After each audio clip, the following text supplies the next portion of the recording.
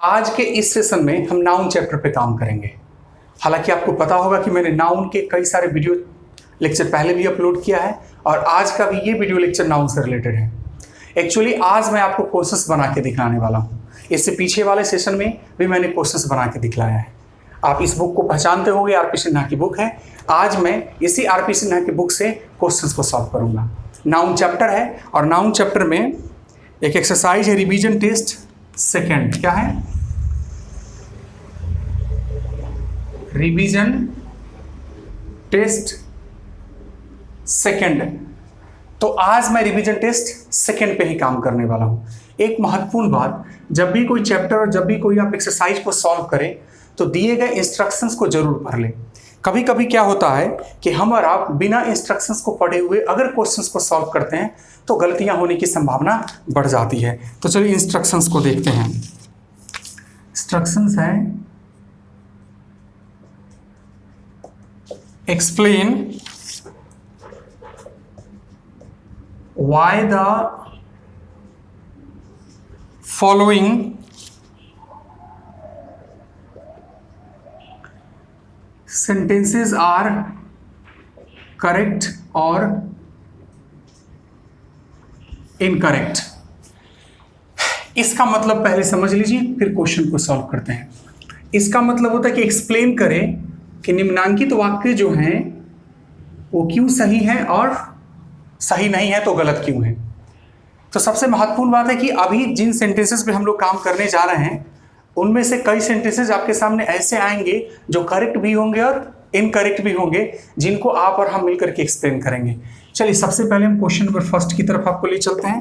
Question है, he likes new poetries. सबसे पहले मैं आपको बता दूं कि ये जो है इनकरेक्ट सेंटेंस है। अब एक सवाल आपके मन में आ सकता है कि सेंटेंस इनकरेक्ट क्यों है, तो मैं अभी एक्सप्लेन करता हूं कि क्यों इनकरेक्ट है। देखिए यहां पर एक शब्द लिखा गया है पोइट्रीज। मैं आपको बता दूं कि नाउन्स की जब हम बात करते हैं तो अक्सर हमारे मन में नाउन के बारे में एक माइंडसेट होता है कि नाउन्स है तो सिंगुलर है तो उसको प्लूरल बनाएंगे, प्लूरल है तो उसको सिंगुलर बनाएंगे, लेकिन ऐसा हमेशा नहीं होता है। कभी कभी क्या होता है कि हमारे सामने कुछ ऐसे नाउन्स आ जाते हैं जिन नाउन्स को सिंगुलर से प्लूरल आप नहीं बना सकते हैं और अगर प्लूरल है तो उनको प्लूरल से सिंगुलर से नहीं बना सकते हैं। जैसे देखिए मैं यहाँ पर एक पॉइंट लिखता हूँ, there are several nouns which are pure singular. इसका मतलब हुआ कि अनेकों नाउन होते हैं जो प्योर सिंगुलर है। अब प्योर सिंगुलर कहने का मतलब क्या हुआ? जब कोई नाउन प्योर सिंगुलर है तो दो बातें, we can't make them plural, हम उनको प्लूरल नहीं बना सकते हैं। और दूसरा point, we can't use articles an before such nouns. और दूसरा महत्वपूर्ण बात कि हम वैसे नाउन में आर्टिकल एन का प्रयोग नहीं कर सकते हैं। ये बात आपको ध्यान में रखना पड़ेगा। कुछ एग्जाम्पल्स हम आपके सामने एक्सप्लेन करेंगे। जैसे देख लीजिए, poetry, information, scenery, luggage,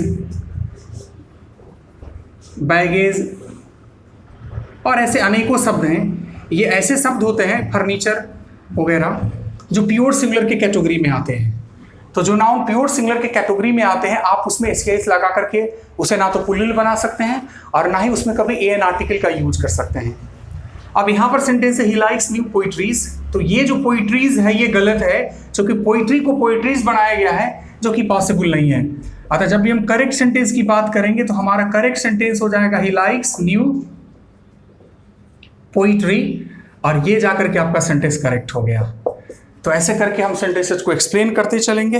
next sentence देखिए, नेक्स्ट सेंटेंस है, the sceneries of Ranchi are charming. ये भी इनकरेक्ट है। अब सवाल उठेगा कि यह सेंटेंस क्यों इनकरेक्ट है।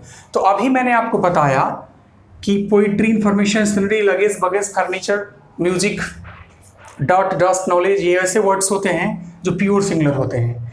प्योर सिंगुलर होने का मतलब है कि ना तो हम इन शब्दों में एसीआई का प्रयोग कर सकते हैं और ना ही इन शब्दों के पहले हम एन आर्टिकल का यूज कर सकते हैं।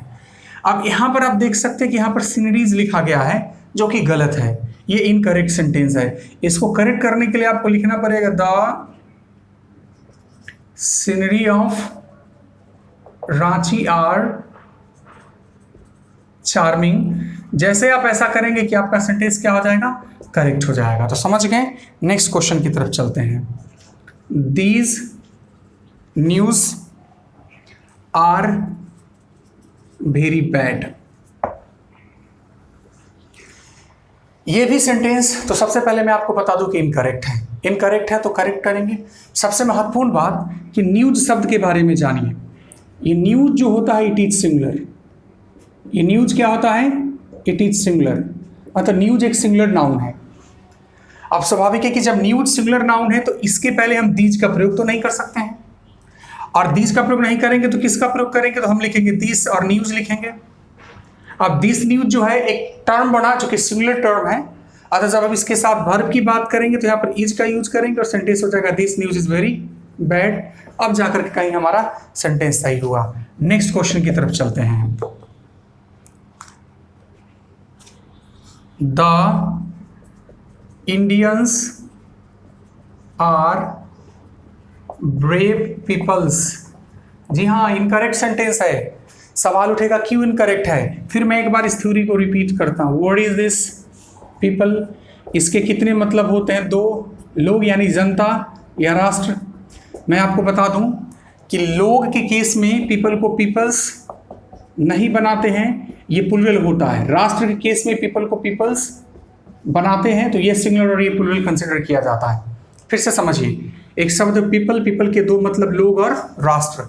तो जब हम इसका प्रयोग लोग के सेंस में करते हैं तो पीपल को पीपल्स के रूप में आप यूज नहीं कर सकते हैं, और जब राष्ट्र के सेंस में करते हैं तो पीपल को पीपल्स के सेंस में यूज कर सकते हैं। तत्काल इस सेंटेंस की हम बात करेंगे तो यहाँ पर पीपल्स को लोग के सेंस में यूज किया गया है, अतः लोग के सेंस में पीपल को पीपल्स नहीं बनाते हैं। जब सही सेंटेंस की बात करेंगे तो सही सेंटेंस हो जाएगा the Indians are brave people, और ये सेंटेंस आपका करेक्ट हो गया। आप समझ रहे हैं आसानी से। नेक्स्ट क्वेश्चन की तरफ चलते हैं। Come to the next question. Question number 5 है ऑल द फर्नीचर्स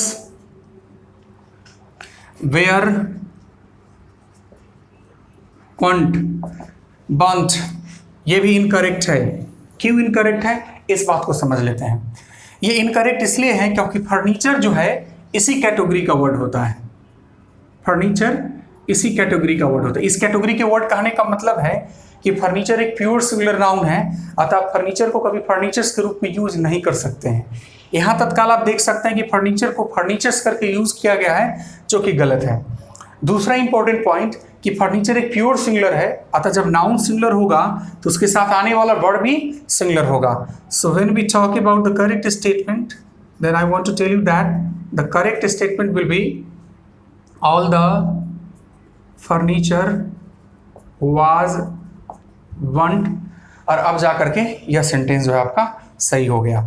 आपको इस जो हम रिवीजन टेस्ट सेकेंड की बात करें, रिवीजन टेस्ट सेकेंड में हम काम कर रहे हैं। एक्चुअली आपको करना क्या है यहाँ पर कि आपको सेंटेंस को देखना है, बताना है कि करेक्ट है कि इनकरेक्ट है। सवाल है कि करेक्ट है तो क्यों करेक्ट है, और इनकरेक्ट है तो क्यों इनकरेक्ट है। आपको एक्सप्लेन करना है, क्योंकि ऐसा ही आपको इंस्ट्रक्शन दिया गया है। आरपी सिन्हा की बुक से रिवीजन टेस्ट सेकेंड हम लोग सॉल्व कर रहे हैं। कई सारे क्वेश्चंस को हमने सॉल्व किया और कई सारे क्वेश्चंस अभी सॉल्व करने वाले हैं, इसलिए कंसेप्ट को क्लियर करते चलिए। नेक्स्ट क्वेश्चन है, क्वेश्चन नंबर 6 की तरफ बढ़ेंगे, और नेक्स्ट क्वेश्चन है help the deafs and the blinds. ये सेंटेंस भी इनकरेक्ट है। क्यों इनकरेक्ट है, तो देखिए poor, rich, old, sick, lame, deaf, blind, ये जो वर्ड्स होते हैं ये एडजेक्टिव के रूप में नॉर्मल यूज होते हैं, लेकिन कंडीशनल इन शब्दों को नाउन के रूप में भी यूज किया जाता है। अतः इन शब्दों को जब हम नाउन के रूप में यूज करते हैं तो इनमें एसीआई का यूज नहीं करते हैं, आर्टिकल द का यूज करते हैं। तो यहाँ पर आर्टिकल द लगा करके हमको सिर्फ लिखना पड़ता है द डेफ और यहाँ पर हमको लिखना पड़ता है द ब्लाइंड, और ऐसा करने से ये बहरे लोग और ये अंधे लोगों का रिप्रेजेंटेटिव हो जाता है। दोनों टर्म प्लूरल नाउन है और ये सेंटेंस हमारा सही है। नेक्स्ट क्वेश्चन, ही gave me 5.5 rupees। ये देखिए, ये सेंटेंस तत्काल तो आप समझ लीजिए गलत है। ये फ्रैक्शन वाला केस है। आपने फ्रैक्शन के केस का स्टडी किया होगा, नहीं किया होगा तो मैंने अपने पिछले वीडियोस में फ्रैक्शन की चर्चा की थी। फ्रैक्शन के केस में होता क्या है समझिए, फार्मूला क्या है। नॉर्मली फ्रैक्शन के केस में होता है कि सबसे पहले आता है न्यूमरल एडजेक्टिव। न्यूमरल एडजेक्टिव का मतलब होता है संख्यात्मक विशेषण, नंबर जो नाउन को मॉडिफाई करता है। उसके बाद आता है नाउन। अच्छा, न्यूमरल एडजेक्टिव और नाउन एक दूसरे से रिलेटेड होते हैं, इस बात पर मैंने जोर दिया था। फिर आता है एंड, और फिर आता है फ्रैक्शन। ऐसा अगर आप करते हैं तो आपका कॉम्बिनेशन जो है वो करेक्ट माना जाता है। तत्काल आप यहाँ पर देख सकते हैं कि ऐसा कुछ फॉलो नहीं हो रहा है, इससे ये बात स्पष्ट होता है कि ये सेंटेंस जो है सो इनकरेक्ट है। अगर हम इस सेंटेंस को करेक्ट करेंगे तो हमारा सेंटेंस हो जाएगा ही गेव मी 5.5 rupees, और अब जाकर के ये सेंटेंस आपका करेक्ट होता है। ठीक है। क्वेश्चन नंबर 8 है आपका, I gave him many good advices. अब सबसे महत्वपूर्ण बात कि ये जो स्टेटमेंट है करेक्ट है। चूंकि आपको एक्सप्लेन करना है कि क्यों करेक्ट है, तो चलिए मैं इसको एक्सप्लेन करके आपको बतलाता हूं। आपको पता होगा कि एक शब्द होता है एडवाइस और एक शब्द होता है एडवाइसेस। दोनों अलग अलग शब्द हैं। इस एडवाइस का मतलब होता है, आपको पता है, सलाह या मशवरा या परामर्श जो भी है, और इस एडवाइसेस का मतलब होता है सूचनाएं, जानकारियां। तो सबसे महत्वपूर्ण बात है कि ये जो एडवाइसेज यहाँ पर जो आप प्लूरल फॉर्म में देख रहे हैं, ये किस सेंस में मीनिंग दे रहा है, तो ये मीनिंग आपको दे रहा है सूचनाएं के सेंस में। अतः ये सेंटेंस जो है सो प्लूरल है, और मेनी के साथ प्लूरल नाउन हम जानते हैं कि अच्छे से जानते हैं कि मॉडिफाई कर सकते हैं। अतः हमारा ये sentence I gave him many good advices सही है, यानी कि ये सेंटेंस आपका करेक्ट है। नेक्स्ट क्वेश्चन की तरफ चलते हैं। क्वेश्चन नंबर 9 है, he is a 3 years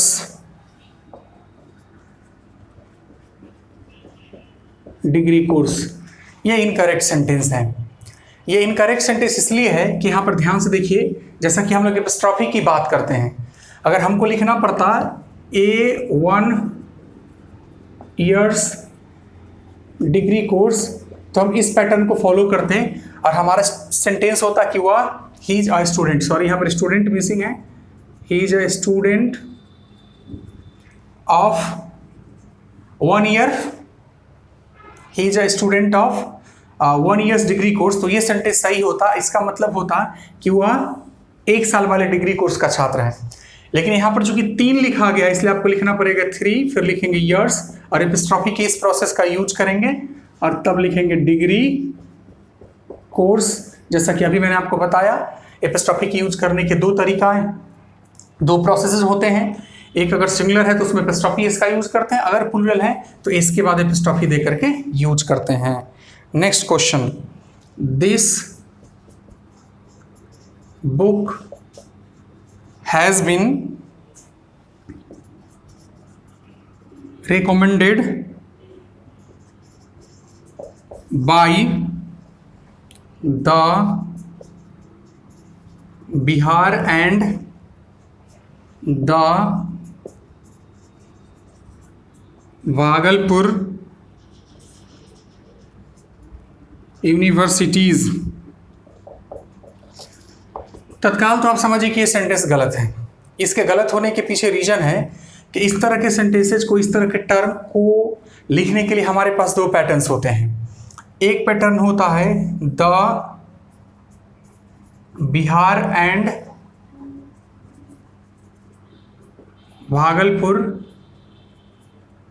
universities. ये करेक्ट पैटर्न है। ये करेक्ट पैटर्न इसलिए है कि यहाँ पर आपने लिखा बिहार और भागलपुर और सिर्फ बिहार के पहले आर्टिकल है। मतलब ऐसे टर्म में हम क्या करते हैं जब भी कभी नाउन का प्रयोग एडजेक्टिव के रूप में होता है, जिसको हम लोग noun in the form of adjective के नाम से जानते हैं, और एंड से उसको अगर जोड़ा जाता है और आगे आने वाले नाउन की जब बात करते हैं तो आर्टिकल पे डिपेंड करता है, क्योंकि एक आर्टिकल है इसलिए आने वाला नाउन क्या होगा, प्लूरल। लेकिन यही हमको लिखना पड़ेगा, the Bihar and the Bhagalpur university. तो यहां पर हमको यूनिवर्सिटी लिखना पड़ेगा, क्योंकि ये बिहार और भागलपुर जो है यहाँ पर नाउन के रूप में नहीं आया है, यहाँ पर noun in the form of adjective के रूप में आया है। तो जब भी दो noun in the form of adjective एक साथ आते हैं, एंड से उनको जोड़ा जाता है, तो आगे आने वाला नाउन आर्टिकल पर डिपेंड करता है। अगर एक noun in the form of के पहले आर्टिकल है तो आपको आगे प्लूरल नाउन का यूज करना पड़ेगा। अगर दो noun in the form of के पहले noun in the form of adjective के पहले आर्टिकल है तो सिंगुलर नाउन का प्रयोग करना पड़ता है। तो अभी जो हमारा ये 10 नंबर क्वेश्चन है इनकरेक्ट है, इसको करेक्ट करने के लिए आपके पास दो ऑप्शन है, किसी भी ऑप्शन से जा सकते हैं और सेंटेंस को करेक्ट आप कर सकते हैं। मेरे साथ बने रहिए, कई सारे क्वेश्चन हम सॉल्व करने वाले हैं। क्वेश्चन को सॉल्व करके कंसेप्ट को क्लियर करेंगे। यहाँ पर एक्सप्लेनेशन भी देना है, एक्सप्लेन भी करना है कि किस कारण से कौन सा सेंटेंस आपका करेक्ट है या फिर कोई सेंटेंस क्यों इनकरेक्ट है। क्वेश्चन नंबर 11 की तरफ चलते हैं। Come to the question number 11. Now it's time to solve the question number 11. The question number 11 is, how many babies and ladies are there? ये सेंटेंस को देखिए, मैं आपको बता दूं कि ये सेंटेंस इनकरेक्ट है। इनकरेक्ट इसलिए है क्योंकि यहाँ पर बेबीज और लेडीज जो लिखा गया है गलत है। आपने बचपन में पढ़ा होगा कि बेबी का प्लूरल जब हम बनाते हैं तो ये क्या होता है, बेबीज, और लेडी का प्लूरल जब बनाते हैं तो क्या होता है, लेडीज। जब ऐसा कर देंगे तो आपका सेंटेंस करेक्ट हो जाएगा। Now come to the question number 12। Question number 12 की तरफ चलते हैं। His teeths and feets were broken. ये भी सेंटेंस गलत है, ये गलत है, इनकरेक्ट है। कारण है इनकरेक्ट होने का, ये टिथ्स और फिट्स का यूज नहीं करते हैं। क्यों नहीं करते समझिए। एक शब्द होता है टूथ जो कि सिंगुलर है और उसका प्लूरल होता है टीथ, इट्स ओके। उसी प्रकार एक शब्द होता है फुट जो कि सिंगुलर है और उसका प्लूरल होता है फीट, समझिए। अब टीथ जो है ऑलरेडी प्लूरल है और फीट ऑलरेडी प्लूरल है, तो अब इसमें एस लगाने की आवश्यकता नहीं है। यानी अभी जो हमारा स्टेटमेंट है हिज टीथ्स एंड फिट्स, यहाँ से अगर आप इसको रिमूव कर देते हैं आपका सेंटेंस हो जाएगा करेक्ट तत्काल। तो आपका सेंटेंस इनकरेक्ट है क्योंकि गलत प्रोसेस से हमने इसको प्लूरल बनाया है। Question number 13। Question number 13, she is a good actor. ये भी इनकरेक्ट है। आप इसको दो तरीका से इंप्रूव कर सकते हैं, आपके पास कंडीशन है। या तो आप इसको लिखिए he is a good actor, तो जाके सेंटेंस करेक्ट हो जाएगा। नहीं, या फिर आप सी लिखना चाहते तो सी इज अ गुड एक्ट्रेस लिखेंगे तो जाके आपका सेंटेंस सही हो जाएगा। आपके ऊपर डिपेंड करता है कैसे आप सेंटेंस को सॉल्व करना चाहते हैं। Question number 14, she is the hero of this novel. आप समझ गए होंगे इनकरेक्ट है। और सवाल उठता है कि इनकरेक्ट क्यों है। तो इनकरेक्ट इसलिए है क्योंकि सी के लिए हमने यहाँ पर हीरो का यूज किया है, जेंडर मैच नहीं कर रहा है। जेंडर को मैच कराएंगे तो हीरोइन लिखेंगे, जैसे ही आप हीरोइन लिखिएगा ये सेंटेंस आपका करेक्ट हो जाएगा। 15 question number, what are the criterion of selection. It's important. Criterion की बात करते हैं। आप इतना समझ लीजिए कि क्राइटेरियन जो है, सॉरी क्राइटेरियंस लिखा हुआ है, क्राइटेरियन जो है सो ग्रीक भाषा का शब्द है। क्राइटेरियन किस भाषा का शब्द है? ग्रीक भाषा का। और इसको जब प्लूरल बनाने की बात करते हैं तो इसका प्लूरल क्राइटेरिया करके होता है। मतलब criterion is a singular word और इसको प्लूरल हम क्राइटेरिया करके बनाते हैं। तत्काल आप इस सेंटेंस में देख सकते हैं कि क्राइटेरियंस लिखा गया है, विच इज इनकरेक्ट। इसको करेक्ट करने के लिए क्राइटेरियंस को क्राइटेरिया से आप इंटरचेंज कर दीजिए। Question number 16, all your informations are wrong. मैं आपको बता दूं कि ये भी इनकरेक्ट है। इंफॉर्मेशन एक ऐसा नाउन है जो प्योर सिंगुलर होता है। एक्चुअली इंफॉर्मेशन एक प्योर सिंगुलर नाउन है। इसका ये मतलब हुआ कि इंफॉर्मेशन को आप कभी इंफॉर्मेशंस के रूप में यूज नहीं कर सकते हैं। यानी जैसे ही आप इसको इंफॉर्मेशन लिखेंगे the sentence will be correct. Question number 17, I bought 2 dozens of pins. ये भी इनकरेक्ट सेंटेंस है। मैं आपको बता दूं कि ये जो 2 होता है, 3 होता है, 4 होता है, ये सब डेफिनेट न्यूमरल एडजेक्टिव है। तो डेफिनेट न्यूमरल एडजेक्टिव के बाद डजन को डजन्स, 100 को हंड्रेड्स, मिलियन को मिलियंस करके आप यूज नहीं करते हैं। अतः जब करेक्ट सेंटेंस की बात करेंगे तो करेक्ट सेंटेंस हो जाएगा आई बॉट 2 डजन्स पिंस। ऐसे करके आपको लिखना पड़ेगा। ये बात आप ध्यान में रखिएगा। हालांकि डजन, 100, मिलियन, 1000 जो भी है, बिलियन, इनके पहले अगर इंडिफिनिट न्यूमरल एडजेक्टिव्स अगर आते हैं तो आप डजन को डजन्स, मिलियन को मिलियंस, 100 को हंड्रेड्स, 1000 को थाउजेंड्स आप यूज कर सकते हैं। लेकिन अगर डेफिनिट नंबर आ जाएं तो आप डजन को डजन्स, मिलियन को मिलियंस, बिलियन को बिलियंस, 1000 को थाउजेंड्स करके यूज नहीं कर सकते हैं। ये बात आपको ध्यान में रखना पड़ेगा। क्वेश्चन नंबर 18 की तरफ चलते हैं। क्वेश्चन नंबर 18 देखिए आप, सी इज अ लेडी स्टूडेंट। ये भी एक इनकरेक्ट क्वेश्चन सेंटेंस है।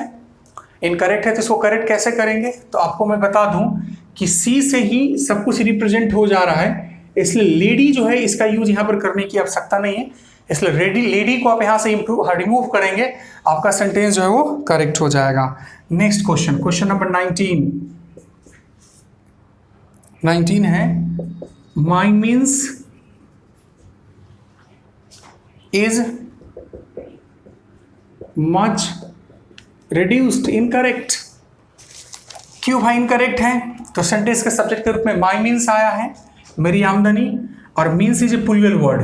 ये प्लूरल नाउन है, तो स्वाभाविक रूप से ये जो वर्ब लेगा वो प्लूरल वर्ब का यूज लेगा, इसलिए यहां पर आपको आर का यूज करना है। जैसे ही आप आर का यूज करेंगे आपका सेंटेंस हो जाएगा correct. Question number 20, the barber says too full of customers. ये सेंटेंस भी इनकरेक्ट है। ये सेंटेंस इनकरेक्ट क्यों है? क्योंकि यहां पर बार्बर्स पॉजिटिव नाउन है। पॉजिटिव नाउन कहने का मतलब कि पोजीशन के बोध कराने के लिए यहां पर आया है। इस बात का आइडेंटिफिकेशन यहां पर यूज किया गया एपॉस्ट्रोफी एस। तो सबसे इंपॉर्टेंट बात कि पॉजिटिव नाउन नॉर्मली बिना नाउन का यूज नहीं होता। मतलब पॉजिटिव नाउन के साथ क्या चाहिए? एक नाउन चाहिए। चलिए इस बात को हम लिख देते हैं कि positive noun always modify nouns. Positive noun हमेशा नाउन्स को मॉडिफाई करते हैं। तत्काल यहां बार्बर्स के बाद कोई नाउन नहीं है, विच इज रॉन्ग। जैसे मान लीजिए कि आप एक सेंटेंस को लिखते हैं राम इज गुड, ये गलत है, ये इनकरेक्ट है। ये इनकरेक्ट इसलिए है क्योंकि राम से यहां पर क्या है? पॉजिटिव नाउन है, और पॉजिटिव नाउन के पास एक नाउन चाहिए, जबकि आप देख सकते हैं यहां पर कोई नाउन नहीं है। इसलिए जब भी आप इसको इंप्रूव करेंगे आपको लिखना पड़ेगा राम्स बुक, या कुछ ना कुछ आप लिखिए इज गुड। ठीक हमारे दिए गए सेंटेंस में हम द बार्बर्स के बाद कुछ लिख देते हैं। जैसे हम लिख दिए the barber's shop is too full of customers, हमारा सेंटेंस सही हो गया। यहां पर शॉप लिखने का रीजन है कि हम कस्टमर की बात कर रहे हैं, इसलिए हमने यहां पर शॉप लिखा है। Question number 21, the cattle is sold away. It's also incorrect. चूंकि कैटल एक प्लूरल नाउन है, तो कैटल के साथ आने वाला नाउन जो होगा वो वर्ब जो होगा प्लूरल होगा, इसलिए द कैटल आर लिखना पड़ेगा। 22, he is a flood. He is a flood. मैं आपको बता दूं कि ये फ्लड शब्द जो है FLIRT सिर्फ और सिर्फ फीमेल जेंडर के लिए यूज किया जाता है। मतलब मेल जेंडर के लिए फ्लड का यूज नहीं कर सकते हैं, इसलिए आप ही को रिप्लेस कर दीजिए और लिखिए sea is a flood. The sentence will be correct. Question number 23 और लास्ट क्वेश्चन आज के सेशन का। I like Kabir and Mira's poetry. ये गलत है, ये सेंटेंस गलत है, इट्स एन इनकरेक्ट सेंटेंस। क्यों इनकरेक्ट है? तो यहाँ पर कबीर एंड मीराज कहने का मतलब हुआ, पोइट्री कहने का मतलब जो काव्य है, जो पोइट्री है, वो कबीर का भी और मीरा का भी है। जहाँ तक मेरा इंफॉर्मेशन है, कबीर और मीरा ने मिलकर के किसी पोइट्री का कंपोजिशन नहीं किया है, दोनों ने अलग अलग कंपोजिशन किया है। इसलिए आप इसको सुधार सकते हैं। सुधारने के तरीका है, I like the poetry of Kabir and Meera, आप ऐसा लिख सकते हैं, या फिर दूसरा तरीका भी आप यूज कर सकते हैं, like Kabir's and Mira's poetry. ऐसा इसलिए करेंगे क्योंकि मीरा की कविताएं पोइट्री अलग हैं और कबीर की जो पोइट्री है वो अलग है। ये बात आप समझ रहे हैं, इसलिए दोनों पर एपिस्ट्रॉफी देना इंपॉर्टेंट है। हाँ, अगर ऐसा कोई केस आता कि ये यहाँ पर यूज किया गया वस्तु पर दोनों का समान रूप से इक्वल राइट होता, तो आप सिर्फ लास्ट वाले पर एपिस्ट्रॉफी का यूज करते, लेकिन ऐसा तो हो नहीं रहा है, इसलिए दोनों पर एपिस्ट्रॉफी देना जरूरी है। तो आज के इस सेशन में आरपी सिन्हा के बुक से रिवीजन टेस्ट सेकेंड के क्वेश्चंस को मैंने सॉल्व किया है। मुझे आशा है कि आप इन क्वेश्चंस को देखेंगे और अपने कंसेप्ट को क्लियर करने की कोशिश करेंगे। चाहे आप किसी भी एग्जामिनेशंस की तैयारी क्यों न कर रहे हैं, आपके कंसेप्ट क्लियर होने चाहिए। तत्काल आज के लिए बस इतना ही, फिर मिलते हैं अगले सेशन में, फिर सॉल्व करेंगे अनेकों क्वेश्चंस को। तब तक दीजिए मुझे इजाजत, और आप इसको देखिए और समझने की कोशिश कीजिए। बाय।